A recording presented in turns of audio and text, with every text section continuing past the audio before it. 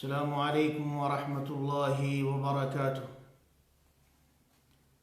الحمد للہ رب العالمین والصلاة والسلام علی سید الانبیاء والمرسلین نبینا محمد وعلی آلہ وصحبہ اجمعین ومن تبعہم بإحسان الی یوم الدین، اما بعد۔ تمام قسم کی حمد اور ثنا، بڑائی اور بزرگی اس اللہ رب العالمین کے لیے جس نے آج کا یہ مبارک موقع مجھے اور میرے ناظرین کو نصیب کیا کہ ہم لوگ لائیو پروگرام کے اندر شریک ہوئے اور کوشش کر رہے ہیں کہ دین کی کچھ رہنمائیاں ہم حاصل کر لیں۔ دعا ہے کہ اللہ رب العالمین ہماری اور آپ کی کاوشوں کو قبول فرمائے۔ میری اور میرے جو مشاہدین ہیں، میرے ساتھ جو اپنا وقت دیتے ہیں، اللہ رب العالمین ہمارے لیے ان کاوشوں کو دنیا اور آخرت میں خیر اور بھلائی کا ذریعہ بنائے۔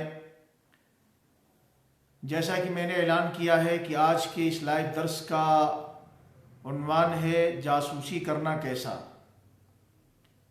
لفظ جاسوسی یہ بڑا عام لفظ ہے، تمام معاشروں کے اندر یہ لفظ مشترکہ طور سے عام ہے۔ پڑھا لکھا شخص ہو، غیر پڑھا لکھا ہو، ہر کوئی لفظ جاسوس اور جاسوسی کو جانتا ہے۔ لیکن ہم شریعت کی روشنی میں جاسوسی سے متعلق قرآن و سنت کی روشنی میں کچھ علم حاصل کرنے کی کوشش کریں گے۔ دیکھیے، جاسوسی کرنا، تجسس جسے عربی زبان کے اندر کہا گیا ہے، اور ساتھ ہی ساتھ کہیں کہیں تحسس کا لفظ بھی آیا ہے۔ ایک حدیث کے اندر دونوں الفاظ اکٹھا ہو گئے ہیں، تحسس اور تجسس۔ یہ جاسوسی یا تجسس، اس کی حقیقت پر جب ہم غور کرتے ہیں تو ہمیں پتہ یہ چلتا ہے کہ عمومی طور سے جاسوسی کا لفظ جو ہے یہ بطور مذمت استعمال ہوتا ہے۔ یہ ایک ایسی خصلت ہے جس کو کسی بھی معاشرے کے اندر پسند نہیں کیا جاتا۔ جاسوسی خصلت کو نہ تو دنیا کے لوگ پسند کرتے ہیں اور نہ جاسوسی کرنے والوں سے لوگ مطمئن ہوتے ہیں اور انہیں لوگ سراہتے ہوں یا ان کو پسندیدگی کی نگاہ سے دیکھتے ہوں۔ یہ جاسوسی کرنا یہ عام طور سے جو ہے معیوب سمجھا جاتا ہے، لیکن اگر آپ شریعت کے نصوص کا مطالعہ کریں گے تو آپ کو پتہ یہ چلے گا کہ جاسوسی کی دو نوعیت ہو جاتی ہیں۔ تجسس کرنا کبھی کبھی جو ہے اس کا دائرہ جائز اور کبھی کبھی اس کا دائرہ ناجائز اور حرام ہوتا ہے۔ یہ جاسوسی کبھی کبھی جائز دائرے کے اندر آتی ہے، اور جائز دائرہ کبھی کبھی ایسا ہو جاتا ہے کہ واجب ہو جاتا ہے کہ آدمی تجسس کرے۔ اس کی مثال میں انشاءاللہ وضاحت کے ذریعے سے انشاءاللہ اس کو میں کلیئر کروں گا۔ اور جو ہے عمومی طور سے جو جاسوسی کا مسئلہ ہے یہ حرام ہے۔ مثال کے طور سے آپ کا اپنے آپ کے ساتھ اٹھنے بیٹھنے والا کوئی ہے، اب اس کی عزت کے پیچھے آپ پڑیں اور اس کے راز کو جان کر کے معاشرے کے اندر آپ اس کی فضیحت کرنا چاہتے ہوں۔ پیچھے وہ کیا کرتا ہے، راتوں کو کیا کرتا ہے، لوگوں کی نگاہوں سے چھپ کر کے کیا کرتا ہے، اس کی ایکٹیویٹیز کیا ہیں، اس کے ایسے راز کی ٹوہ میں آپ پڑیں کہ اگر اسے آپ باہر لے آئیں، لوگوں کو پتہ چلے تو لوگ اسے معیوب سمجھیں اور ایسے شخص کی مذمت کریں، اور اس کی عزت جو معاشرے اور سوسائٹی کے اندر ہے اس کی عزت کی دھجیاں ہو جائے۔ اگر کوئی مصلحت کا تقاضا نہیں ہے، جائز دائرے سے آپ کا تعلق نہیں ہے، نہ ہی قوم کی مصلحت، نہ ہی معاشرے اور سوسائٹی کی مصلحت، نہ ہی ملک کی مصلحت، مفاد عامہ کے پیش نظر بھی نہیں ہے، تو ایسی صورت میں ہر ایسی چیز کی ٹوہ میں پڑنا کہ جس سے کسی کی عزت کا مسئلہ وابستہ ہو، کسی کی عزت و ناموس سے متعلق اگر آپ اس کے پیچھے پڑیں گے، اس کے راز کی تلاش میں لگیں گے تو یہ حرام ہے۔ لیکن اگر شخص ایسا ہے کہ اس کی جو یہ حرکتیں ہیں وہ معاشرے کے لیے بڑی تباہ کن ہیں، مہلک بن چکا ہے۔ اب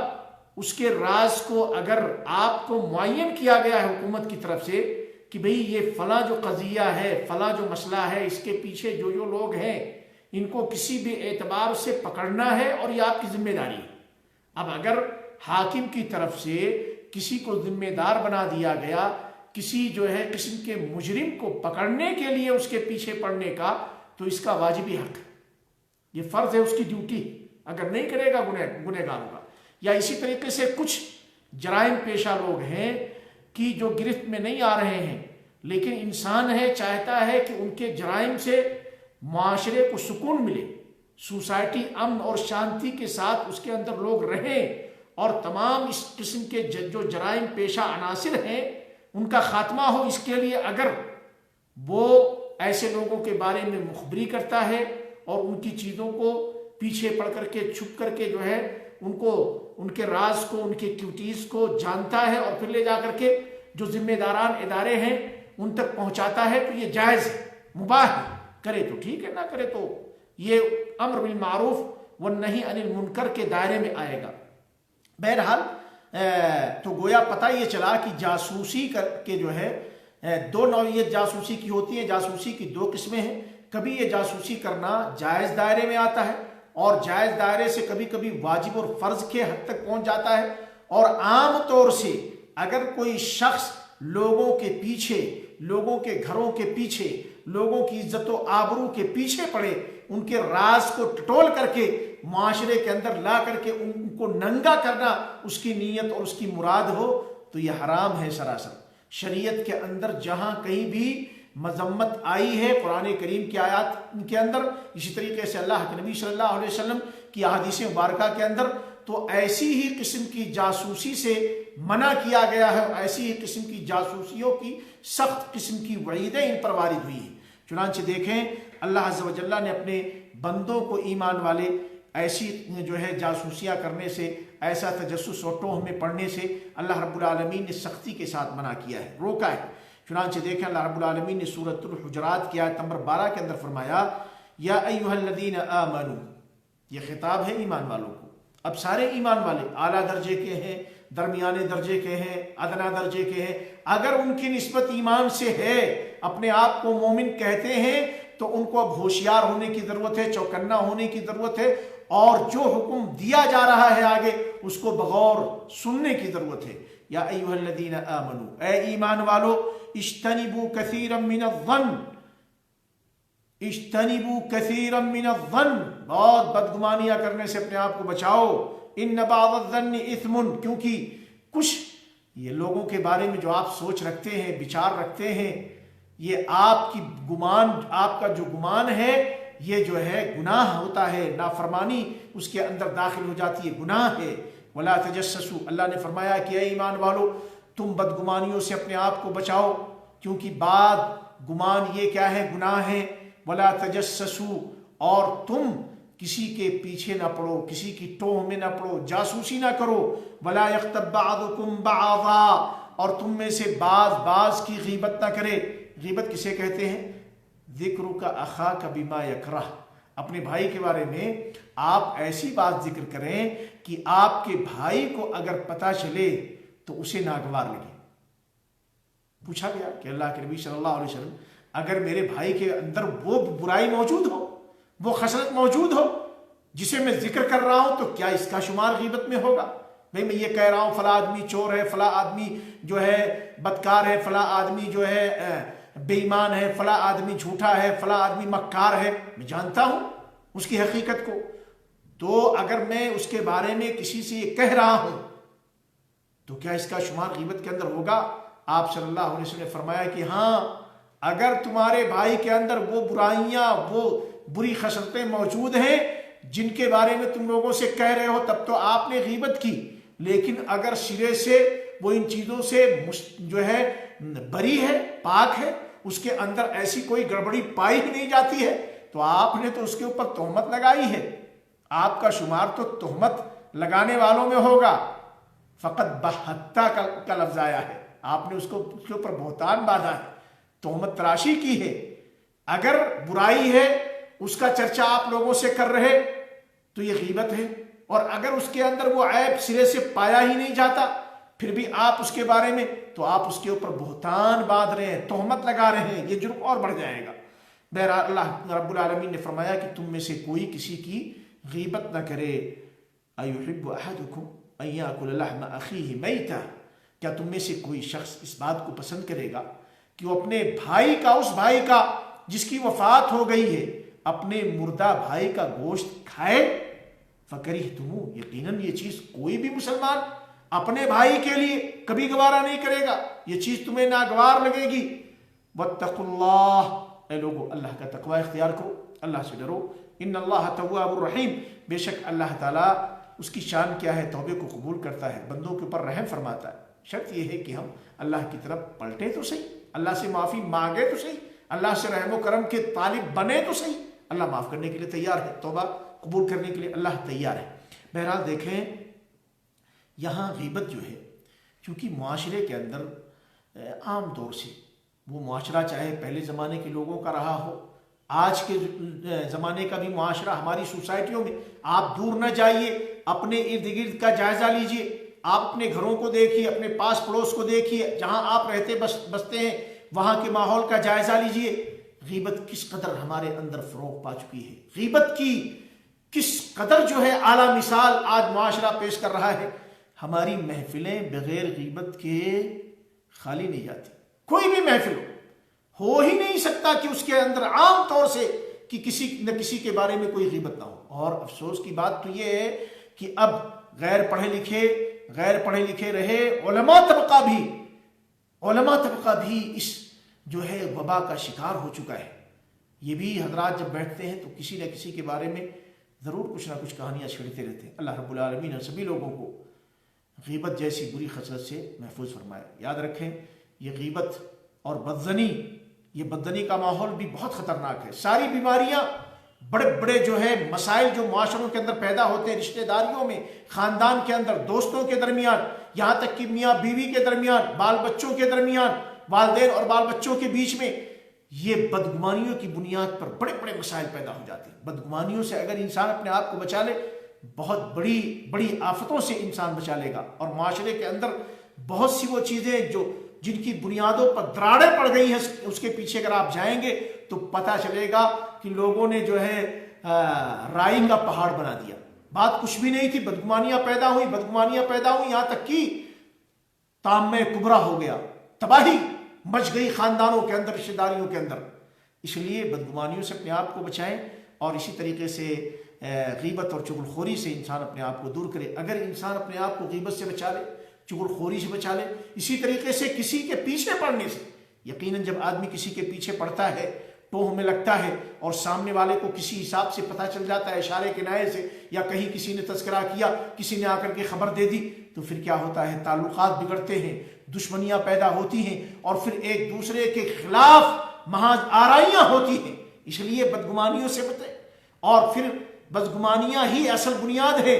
جو ہے کسی کے پیچھے پڑنے سے متعلق, جاسوسی کرنے سے متعلق. جاسوسیوں سے بچائیں اپنے آپ کو, اور پھر اس کے بعد اسی طریقے سے غیبت اور چغل خوری سے بھی اپنے آپ کو دور کریں. اللہ رب العالمین ہم سارے لوگوں کو بچنے کی توفیق نصیب فرمائے. دیکھیں یہ چند باتیں تھیں. بہرحال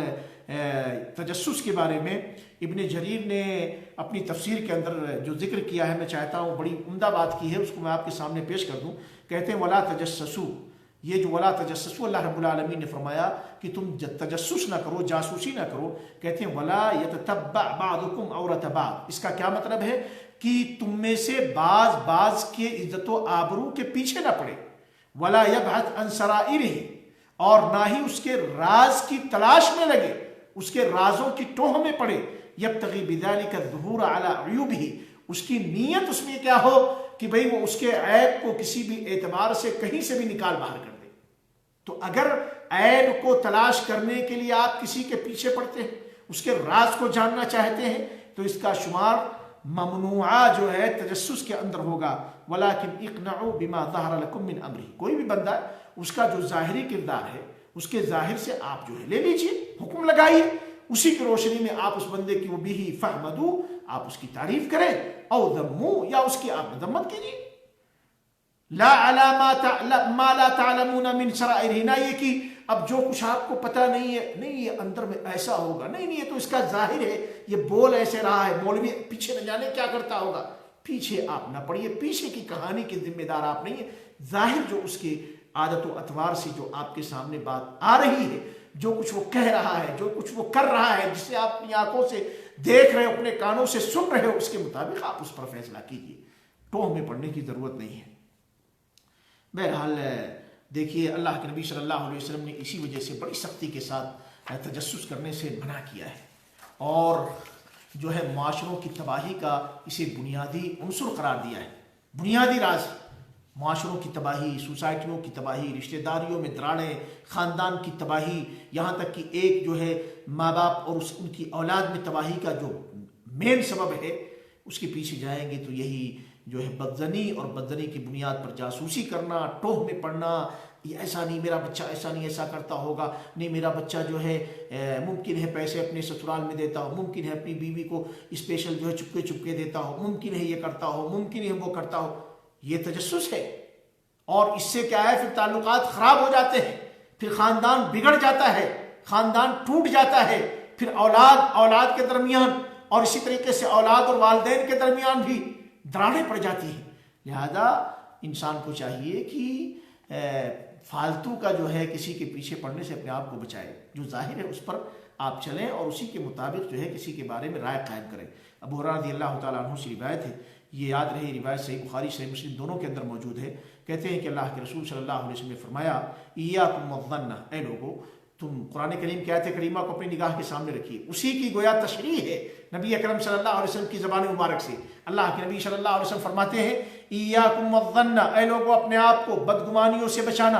اے لوگو اپنے آپ کو بچاؤ، کس سے؟ بدگمانی سے، کسی کے بارے میں بری رائے قائم کرنے سے، برا سوچنے سے اپنے آپ کو بچاؤ۔ فإن الظن اکذب الحدیث، کیونکہ بدگمانی یہی جو ہے سب سے بڑا جھوٹ، سب سے بڑی جھوٹ کیا ہے؟ بدگمانی ہے، بدگمانی یہ سب سے بڑی جھوٹ ہے۔ ولا تحسسوا ولا تجسسوا، تم تحسس نہ کرو، تجسس نہ کرو، دو لفظ تحسس اور تجسس، اور اس کے بارے میں علماء نے کہا ہے، اکثر علماء یہ کہتے ہیں کہ تحسس اور تجسس دونوں کا معنی ایک ہے، دونوں قریب المعنی ہے، دونوں میں کوئی فرق نہیں ہے، یعنی گویا کسی کے پیچھے ٹوہ میں پڑنا، اس کے راز کو جاننے کی کوشش کرنا تاکہ اس کو عیبدار کر سکیں، معاشرے کے اندر آپ اسے ننگا کر سکیں، تاکہ لوگوں کے درمیان جو ڈھکی چھپی اس کی چیزیں ہیں لیکن لوگ نہیں جانتے اور اس کو عزت ملی ہوئی ہے، آپ اسے معاشرے میں ان ساری چیزوں کو لا کر کے اسے ننگا کر کے بے عزت کر دیں، اسے تجسس کہتے ہیں۔ بعض لوگوں نے کہا ہے تجسس یہ ہے کہ آپ کسی اور کو بھیج کر کے اس کے راز کا پتہ لگوائیں، تو یہ تجسس ہے، جاسوسی کرنا ہے، اور خود بذاتے خود جا کر کے آپ اس کے پیچھے لگ کر کے تلاش کریں تو تجسس ہے۔ بہرحال دونوں میں کوئی خاص فرق نہیں ہے، دونوں کا معنی ایک جیسا ہے۔ تو اللہ کے نبی صلی اللہ علیہ وسلم نے فرمایا کہ تم تجسس نہ کرو، تم کسی کے عزت و آبرو سے متعلق، کسی کے راز سے متعلق آپ ٹوہ میں نہ پڑو، ولا تنافسوا، اور ایک دوسرے سے منافسہ نہ کرو، یعنی دنیاوی معاملات میں آگے ارے اس کی اتنی پراپرٹی تو میری اتنی کیوں نہیں ہو جاتی، اس کے پاس جو ہے ایک گاڑی ہے تو میرے پاس اس سے شاندار گاڑی کیوں نہیں ہو جاتی، ارے میں اس سے آگے کیوں نہیں بڑھ جاتا۔ دنیاوی معاملات میں ایک دوسرے سے آپ جو ہے کمپٹیشن نہ کرو، ولا تحاسدوا، اور ایک دوسرے سے حسد نہ کرو۔ حسد کیا چیز ہے؟ یعنی اللہ رب العالمین نے مثال کے طور سے آپ کو کسی نعمت سے نوازا ہے، چاہے وہ آپ کی خوبصورتی ہو، چاہے وہ آپ کی اولاد ہو، چاہے وہ آپ کا مال ہو، چاہے وہ آپ کا معاشرے اور سوسائٹی کے اندر آپ کا مقام و مرتبہ ہو۔ اب مجھے لگ گئی میں یہ کہوں کہ یہ نعمت اسے کیوں ملی، یہ خوبصورتی اسے کیوں ملی، یہ مال اسے کیوں ملا، یہ اولاد اسے کیوں ملے، یہ مقام و مرتبہ اسے کیوں ملا۔ اب آپ تمنا کرو کاش کی یہ ساری نعمتیں اس سے چھن جائیں اور مجھے مل جائیں۔ سامنے والے سے آپ اس کی نعمت کے چھن جانے کی تمنا کریں کہ یہ نعمت اس سے ختم ہو جائے، اس کو کیا کہتے ہیں؟ حسد کرنا۔ اب دو طرح کا معاملہ ہوتا ہے، کبھی کبھی انسان بس یہ چاہتا ہے کسی بھی طریقے سے اس کی نعمت، یہ اس کا مقام گرے، نعمت اس کی چھن جائے، یہ جو کچھ جس انداز سے ہے یہ تباہ و برباد ہو جائے۔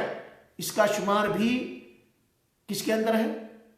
حسد کے اندر ہے۔ اور کبھی کبھی انسان کیا کہتا ہے، یہ اس سے ختم ہو کر کے مجھے مل جائے، اپنے لیے تمنا کرتا ہے، سامنے والے سے چھن جانے کی آرزو کرتا ہے۔ اور سب سے بڑی خرابی یہ ہے کہ اپنے لیے تمنا تو نہیں کر رہا، بس وہ اس کو بھاتا نہیں، کسی بھی حساب سے چاہتا ہے وہ کیوں نعمت میں رہے، وہ مزے میں کیوں رہے، اس سے چھن جائے، بس اس کو حسد کہتے ہیں۔ اور یہ حسد حرام ہے، یہ حسد ساری بیماریوں کی جڑ ہے۔ اللہ رب العالمین کی نعمت، جیسے بندے کو اللہ رب العالمین نے نوازا ہے، اسی کے مانند اللہ رب العالمین سے آپ دعا کریں کہ اللہ تعالیٰ آپ کو بھی نوازے۔ اسے غبطہ کہتے ہیں، یہ جائز ہے، مباح ہے، مطلوب ہے، لیکن یہ کہ نہیں اس کی وہ نعمت چھن جائے، مجھے مل جائے، یا مجھے ملے نہ ملے کم سے کم اس سے تو چھن جائے، یہ حرام ہے۔ اللہ کے نبی صلی اللہ علیہ وسلم نے فرمایا کہ آپس میں اے مسلمانوں ایک دوسرے سے حسد نہ کرو، ایک دوسرے کی نعمتوں سے متعلق اس کی نعمت ختم ہو جائے، وہ تباہ ہو جائے، وہ ذلیل ہو جائے، وہ ننگا ہو جائے، یہ تمنا آرزو نہ کرو۔ وَلَا تَبَاغَضُوا، اور اے مسلمانوں آپس میں ایک دوسرے کے لیے بغض نہ رکھو۔ بغض کسے کہتے ہیں؟ دل میں آپ کراہت، نفرت، عداوت، دشمنی، کینہ و کدورت رکھیں۔ اپنے بھائی کے لیے اے مسلمانوں تم دلوں کے اندر بغض، حسد، کینہ و کدورت نہ رکھو۔ وَلَا تَدَابَرُوا، اور سنو ایک دوسرے کے پیچھے ریشہ دوانیاں نہ کرو، سازشیں نہ کرو۔ لیکن بڑے افسوس کی بات ہے، یہ پیارے نبی صلی اللہ علیہ وسلم یہ تعلیم دے رہے ہیں، اور اس وقت اگر آپ جس بھی معاشرے میں رہتے ہیں ذرا آنکھ کھولیے اور اپنے معاشرے کا جائزہ لیجئے، اور اگر کبھی اتفاق ہو کورٹ کچہری کے اندر جائیے، آپ کو پتہ یہ چلے گا کہ مسلمانوں کے خلاف سازشیں اور مسلمانوں کے خلاف جو کچھ پلاننگ کرنے والے ہیں وہ ان کے اپنے مسلمان بھائی ہوتے ہیں۔ عزت و آبرو سے متعلق، زمین و جائیداد پراپرٹی سے متعلق ایسی ایسی پلاننگ پیچھے آپ کے پیٹھ پیچھے آپ سے چھپ کر کے کہ کفر کی دنیا شرماتی ہے، اور کہتے ہیں کہ کیسے مسلمان ہیں، کیا ان کا دھرم اس کی تعلیم ان کو دیتا ہے؟ اب تو لوگ یہ سوچنے پر مجبور ہو گئے، غیر قوم، غیر مسلم، کہ آخر یہ ساری بیماریاں سب سے زیادہ ان کے اندر کیوں ہیں؟ جب دیکھو جسے دیکھو وہ اپنے سگے بھائی کی پراپرٹی لینا چاہتا ہے، وہ اپنے سگے بھتیجوں کی پراپرٹی لینا چاہتا ہے، کوئی باپ اپنے بیٹوں ہی کو جو ہے محروم کرنا چاہتا ہے، اور پڑوسی کا گلا دبانا چاہتا ہے، رشتہ دار کا گلا دبانا چاہتا ہے، جس کو دیکھو دوست کے ساتھ وشواس گھات کر رہا ہے، اس کے اعتماد کو جو ہے ٹھیس پہنچانے کی پیچھے پلاننگ کر رہا ہے۔ غیر قومیں انگلیاں دانت کے نیچے دبا کر کے سوچ رہی ہیں کہ یہ مسلمان ہے، یہ مسلمان ہے، یہ کہتے ہیں ہمارا دین ایسا ہے، ہمارے نبی ایسے تھے، ہمارے نبی نے تعلیم دی۔ کہاں ہے وہ تعلیم کا اثر؟ کہاں ہے اس دین کا اثر؟ اللہ کے واسطے اپنے دین کی طرف پلٹیں، اپنے نبی جناب محمد مصطفیٰ صلی اللہ علیہ وسلم کی جو واقعی امن اور شانتی کا پیکر تھے، جو واقعی سچے رہبر اور رہنما تھے، جن کا اسوہ، جن کا قدوہ صحیح معنوں میں اگر دنیا کے لوگ اپنا لیں، امن پا جائیں گے، سکون حاصل ہو جائے گا، شانتی مل جائے گی، آپس میں دوستیاں، تعلقات میں مضبوطی، رشتہ داریوں کے اندر پختگی، اور ایک دوسرے سے پیار اور محبت کا ماحول پیدا ہو جائے گا۔ لیکن نہیں، ہم نے اپنے نبی کو چھوڑا، نبی کی سنت کو چھوڑا، نبی کی تعلیمات کو چھوڑا، قرآن کریم کو پشے پوش ڈالا، قرآن کریم کی تعلیمات پر کبھی ہم نے غور نہیں کیا، لہذا نتیجہ نکلا کہ یہ آدمی داڑھی رکھا ہوا، ٹوپی لگایا ہوا، بظاہر ماشاء اللہ ایک الگ مخلوق نظر آ رہا، لیکن اندر سے جس قدر چہرے سے نورانیت ٹپکتی ہے اندر سے اتنا ہی کالا ہوتا ہے، چونکہ اس کو نہ قرآن کی تعلیمات نہ نبی اکرم صلی اللہ علیہ وسلم کی تعلیمات سے وابستگی۔ بس ہائے دنیا میں آگے کیسے بڑھیں، کیسے مال و متاع حاصل کر لیں، کیسے زیر کر دیں دوسروں کو، کیسے دوسروں پر فائق ہو جائیں، کیسے دنیا کے لوگ جان لیں کہ ہاں ہم ہی ہیں جو ہیں۔ تو حسد کی آگ، بدگمانی، غیبت، چغلخوری، یہ معاشرے کے لیے تباہ کن آلات ہیں، ان سے ہمیں دور ہونے کی ضرورت ہے۔ اللہ کے نبی صلی اللہ علیہ وسلم نے فرمایا کہ نہ تو حسد کرو ایک دوسرے سے، نہ ایک دوسرے کے لیے دلوں کے اندر کینہ و کدورت رکھو، بغض کرو، اور نہ ہی ایک دوسرے کے پیچھے پلاننگ کرو، ریشہ دوانیاں کرو، سازشیں کرو، ولا تدابروا وکونوا عباد اللہ اخوانا۔ اے اللہ کے بندو آپس میں بھائی بھائی بن کر رہو، اے اللہ کے بندو آپس میں بھائی بھائی بن کر رہو، یعنی مسلمان ایک دوسرے کا بھائی ہے، ایمان والے ایک دوسرے کے بھائی ہیں، لہذا اس اخوت اور بھائی چارہ کو قائم کرو، ایک دوسرے کے خلاف نہ ہی بدگمانی کرو، نہ ہی جاسوسی کرو، نہ ہی اس کی عزت و آبرو کے پیچھے پڑو، نہ ہی اسی طریقے سے حسد کرو، نہ ہی اسی طریقے سے ایک دوسرے کے خلاف بغض اور حسد رکھو، نہ ہی ایک دوسرے کے پیٹھ پر وار کرنے کی کوشش کرو، اس کے خلاف چھپ کر کے پلاننگ بناؤ، بلکہ آپس میں بھائی بھائی بن کر رہو۔ یہ صحیح بخاری صحیح مسلم کی روایت ہے۔ اللہ کے نبی صلی اللہ علیہ وسلم کی ایک اور حدیث میں پڑھتا ہوں، اللہ کے نبی صلی اللہ علیہ وسلم کی وہ حدیث، ابن عباس رضی اللہ تعالیٰ عنہما حدیث کے راوی ہیں، صحیح بخاری کے اندر یہ حدیث موجود ہے۔ اللہ کے نبی صلی اللہ علیہ وسلم نے فرمایا من استمع الى حدیث قوم وهم له کارہون او یفرون منہ، اگر کچھ لوگ بیٹھے ہوئے ہیں، اپنی ان کی گفتگو چل رہی ہے، ان کی میٹنگ چل رہی ہے، بات چیت کر رہے ہیں، اب کچھ لوگ آئیں یا کوئی بندہ جائے اور کان لگائے اور یہ کیا سن رہے ہیں، حالانکہ وہ لوگ ناپسند کر رہے ہیں، ان کو یہ گوارا نہیں کہ ان کی بات کوئی سنے، اور اگر ان کو محسوس ہوتا ہے کہ کوئی ہماری بات سن رہے تو دروازے بند کر رہے ہیں، یا اس جگہ سے جو ہے جگہ کو چینج کر کے آگے کہیں چلے جاتے ہیں، آپ سے وہ چھپنا چاہتے ہیں، اپنی باتوں کو، اپنی میٹنگ کو چھپانا چاہتے ہیں، اور آپ ہو کہ ان کے پیچھے جا رہے ہو، کان لگا رہے ہو، ٹوہ میں پڑ رہے ہو۔ اللہ کے نبی صلی اللہ علیہ وسلم نے فرمایا کہ جو شخص ایسا کرے صب فی اذنہ الآنک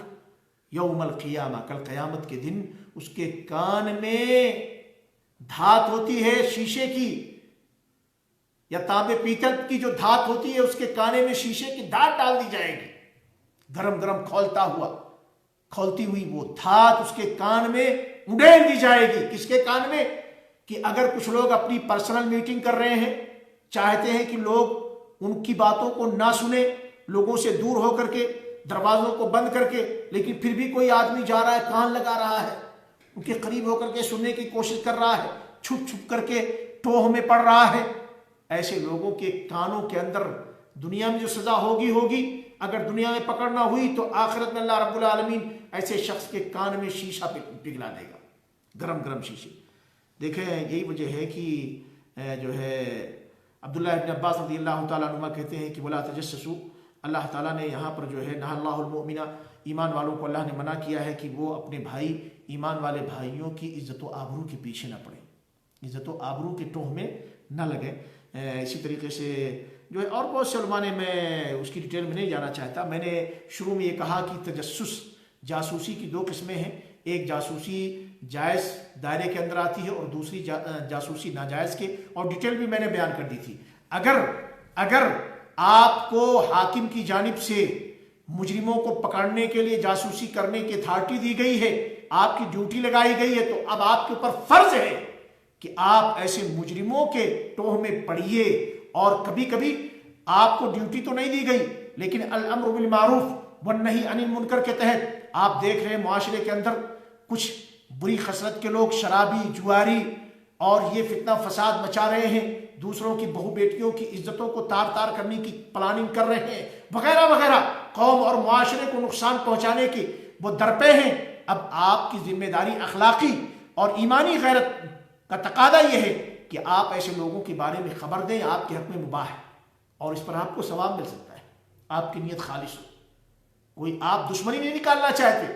کوئی اپنا ذاتی جو ہے اس میں آپ کا مقصد نہیں ہے، بس معاشرے کے اندر آپ چاہتے ہیں امن ہو، سکون ہو، عزت کے ساتھ معاشرہ کے اندر لوگ جئیں، اس کے لیے آپ ایسا کریں، آپ کو ثواب ملے گا۔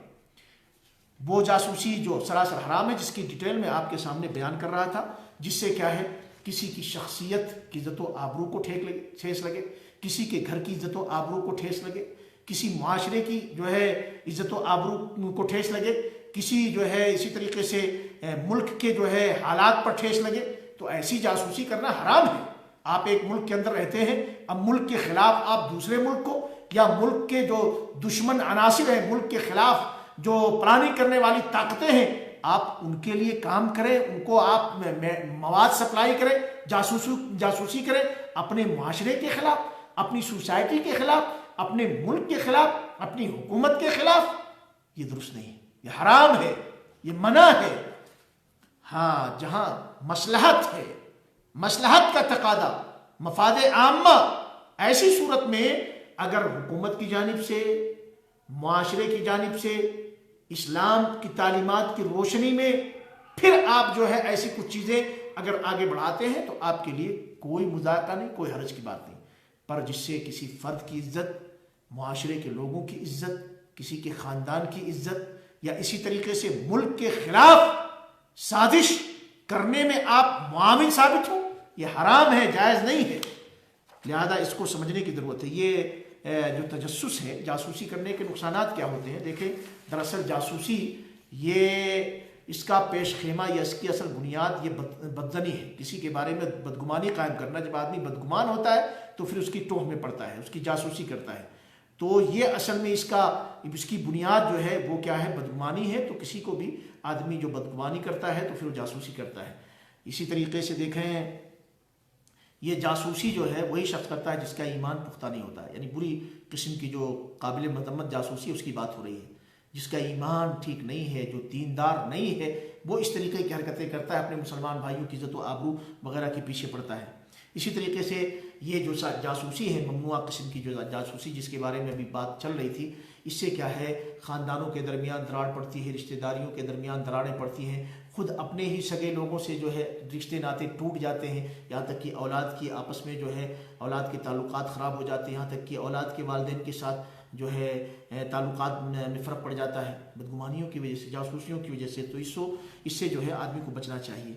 اسی طریقے سے دیکھیں، جب آدمی جاسوسیوں کے پیچھے جاسوسی کرتا ہے تو آبرو کے پیچھے پڑتا ہے لوگوں کے، ڈھکی چھپی چیزوں کو پرانے زمانے میں جو ہو چکی، اس پر اللہ رب العالمین نے پردہ ڈال دیا. اب اس کی قرید میں جب ٹوہ میں بندہ پڑتا ہے تو اس سے کیا ہے؟ معاشرے کے اندر بے حیائیاں یہ عام ہوتی ہیں، برائیاں یہ جو ہے ان کا یہ منتشر ہوتی ہے. بے حیائی اور بے شرمی کے کاموں کو گویا ایک طرح سے یہ جو اس قسم کے لوگ ہیں یہ فروغ دیتے ہیں اسے، تو اس سے بھی اپنے آپ کو بچائے، یہ نقصان ہے اس کا. اسی طریقے سے دیکھیں، جو